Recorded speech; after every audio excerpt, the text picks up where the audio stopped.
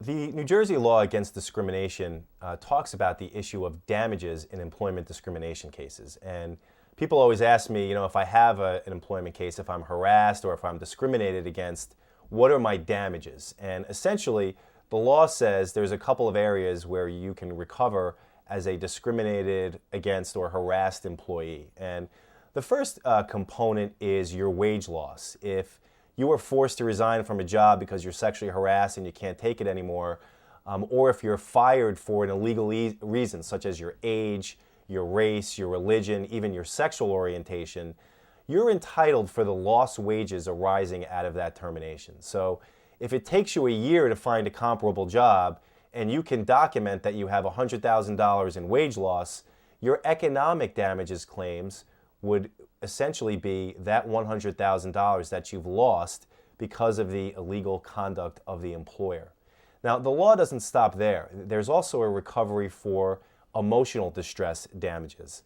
A lot of times in employment cases, because we're talking about such egregious conduct and because of just the nature of the employer-employee relationship, a lot of times victims of discrimination and harassment encounter psychiatric injury, where they seek counseling or treatment, and they can prove to a jury through witnesses that they have a condition, a psychiatric condition, arising out of the discrimination or the harassment. These matters are serious, and the courts allow for that type of recovery. The other aspect of a discrimination claim is punitive damages.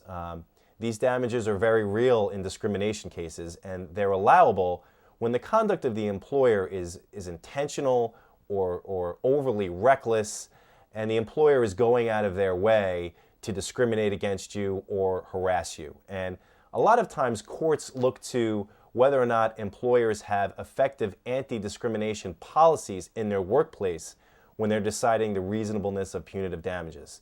Employers are required to have training, to have an effective policy so that if you feel like you're discriminated against, you know as an employee where to go and how these things are handled. So those are the types of issues the courts look at with punitive damages. Also, if there's a high-level supervisor who's doing the harassment or the discrimination, like an owner or a vice president of a company, the company is more likely to have punitive damages assessed against them just because of the nature of the harassment. It's coming from a very high-up employee. Lastly, in employment cases, the courts allow a reasonable attorney's fee if you're successful at trial. So, in other words, you bring an employment case, you win it, and you're entitled to have the employer pay all of your counsel fees and costs if you prevail in that sexual harassment or discrimination case.